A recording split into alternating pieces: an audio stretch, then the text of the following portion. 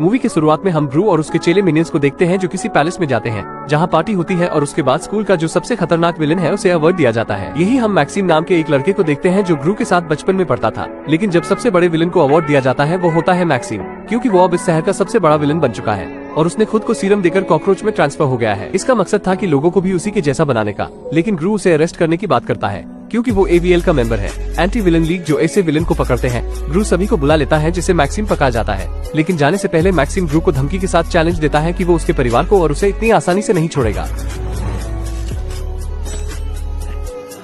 मुझे तो बिल्कुल डर नहीं लगा। अब सीन चेंज होता है और हम ग्रू की फैमिली को देखते हैं जिसे ग्रू का खुद का यानी कि उसका असली बच्चा जन्म ले चुका था, लेकिन उन दोनों की बनती नहीं थी। जिसे बच्चा मम्मी को मम्मा कहता था, लेकिन ग्रू को अब्बा नहीं बोला।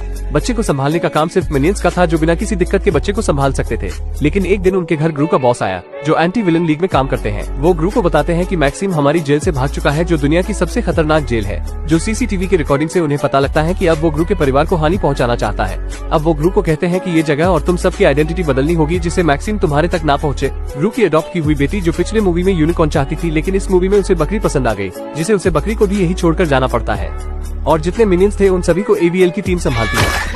बच्चे इसलिए उदास थे कि उन्हें नए स्कूल में जाना था और नए दोस्त बनाने पड़ेंगे। छोटे से घर में जाते ही मिनियंस वेंडिंग मशीन के अंदर चले जाते हैं और जो ग्रू के गुरु थे वो सभी को नई आइडेंटिटी दे देते हैं, जहां उनके नाम भी चेंज हो जाते हैं और उन दोनों के काम भी चेंज हो जाते हैं।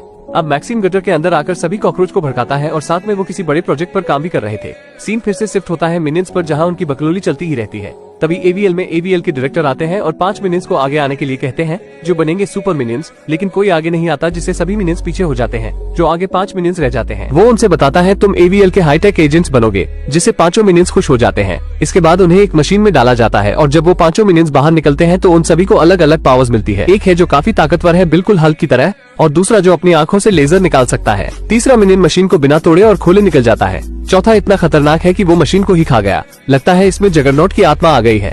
और पांचवा है बिल्कुल सुपरमैन की तरह एक सुपर मिनियन, लेकिन ग्रू और उसकी फैमिली से वहाँ के लोग कभी खुश नहीं रहते थे, जो ग्रू बिल्कुल नहीं चाहता।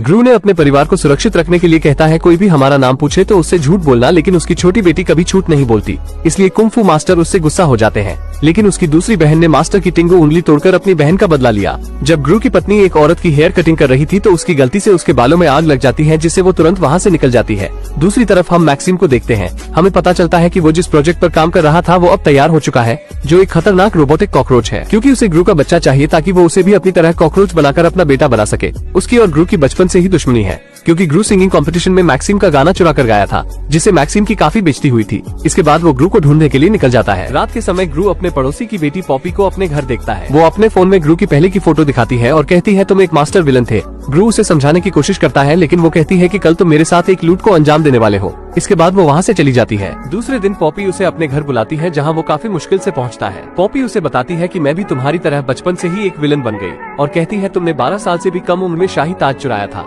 लेकिन जब ग्रू को पता चलता है कि बॉबी उसके ही बचपन के स्कूल से उस हनी बेडजर को चुराना चाहती है, जो बहुत ही खतरनाक है, इसलिए वो इस लूट को करने से मना कर देता है। लेकिन वो मजबूर था अपनी पहचान को छुपाने के लिए, इसलिए वो उसके साथ उस स्कूल की ओर निकल जाता है। इधर सभी सुपर मिनियंस दुनिया को बचाने के लिए निकल जाते हैं, जहाँ एक चोर आदमी का बैग लेकर भागता है, लेकिन मिनियन हल्क उसे पकड़ने की कोशिश करता है, लेकिन उसका निशाना परफेक्ट है। एक आदमी कांच की सफाई करते समय बिल्डिंग से लटक गया, लेकिन सुपर मिनियन आता है और उसके अधूरे काम को पूरा करता है। तीसरा मिनियन एक बिल्ली को पेड़ से उतारने में एक औरत की मदद करता है, इसलिए वो औरत उसे एक किस करती है, जिससे वो खुश हो जाता है और उसकी खुशी से पूरा इलाका तबाह हो जाता है। तभी एक ट्रेन का ब्रेक टूट जाता है, इसलिए तीसरा मिनियन उसे रोकने के लिए स्पाइडरमैन की तरह लटकते हुए आता है और उस ट्रेन को रोकने की कोशिश करता है, और वो ट्रेन को रोकने में कामयाब होता है, लेकिन बचाने में नहीं। एक टाइम बॉम्ब फटने ही वाला था, लेकिन जगरनॉट की पावर वाला मिनियन आकर उसे खा जाता है, जिससे वो पूरे शहर को बॉम्ब से बचा लेता है, लेकिन कुछ ही देर के लिए। पब्लिक इन सभी सुपर मिनियंस को नापसंद करते हैं, इसलिए उनका बॉस उन्हें रिटायर कर देता है, जिससे एक मिनियन खुश हो जाता है।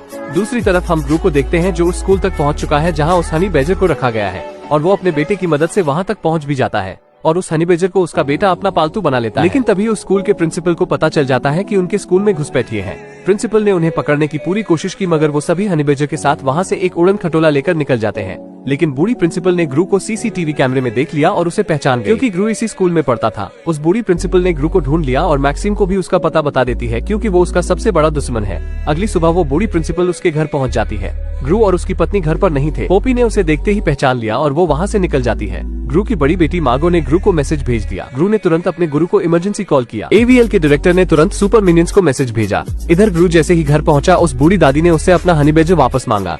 ग्रू का बहाना सुनते ही वो उससे लड़ने लगती है। इसी बीच मैक्सिम वहाँ पहुँच जाता है। उसका मकसद था उसके बच्चे को पकड़ना। तभी ग्रू ने देखा कि उसका बेटा गायब है। उसने मैक्सिम का पीछा किया, लेकिन वो अपने बच्चे को बचा नहीं पाया। तभी पॉपी वहाँ उस उड़न खटोले के साथ पहुँच जाती है। अब दोनों मैक्सिम का पीछा करते हैं और ग्रू उन तक पहुँच जाता है, लेकिन उनका रोबोटिक कॉकरोच एक बिल्डिंग पर क्रैश हो जाता है। लेकिन अब तक मैक्सिम उसके बेटे को अपनी तरह एक बेबी कॉकरोच में बदल चुका था और उसे अपना गुलाम भी बना चुका है। इस वक्त ग्रू के पास उसका कोई भी हथियार मौजूद नहीं था, इसलिए मैक्सिम ग्रू को हरा देता है। ग्रू जब बिल्डिंग से लटका था तो मैक्सिम उसके हाथों को अपने पैरों से कुचलने लगता है, लेकिन ग्रू का बेटा अपने पिता की मोहब्बत से भरी आंखों को जब देखता है तो उसकी याददाश्त दोबारा से लौट आती है और वो मैक्सिम की शक्तियों से बेकाबू हो जाता है। उसने अपने पिता को बचाने के लिए मैक्सिम को दांत काट लिया। मौका मिलते ही ग्रू ने उसे एक घूसा मारा, जिससे मैक्सिम नीचे गिर गया। तभी वहाँ सुपर मिनियंस अपनी पूरी फौज के साथ आते हैं और मैक्सिम का भरता बना देते हैं। ग्रू का बेटा उसे नीचे उतारता है और तभी वहाँ ग्रू की फैमिली भी आ जाती है और पहली बार ग्रू का बेटा उसे अब्बा बोलता है, जिससे वो सभी खुश हो जाते हैं। ग्रू के बेटे को डॉक्टर नेफेरियो ठीक कर देते हैं, जिससे वो नॉर्मल हो जाता है। दूसरी तरफ हम मैक्सिम को देखते हैं, जो जेल में कैद है और वो भी डॉक्टर नेफेरियो की वजह से नॉर्मल हो चुका है। ये मूवी यहीं पर खत्म होती है। अगर आपको ऐसी वीडियोस देखना पसंद है तो प्लीज एक लाइक करिए, ताकि हम ऐसी वीडियो अगले संडे को फिर से ला सके।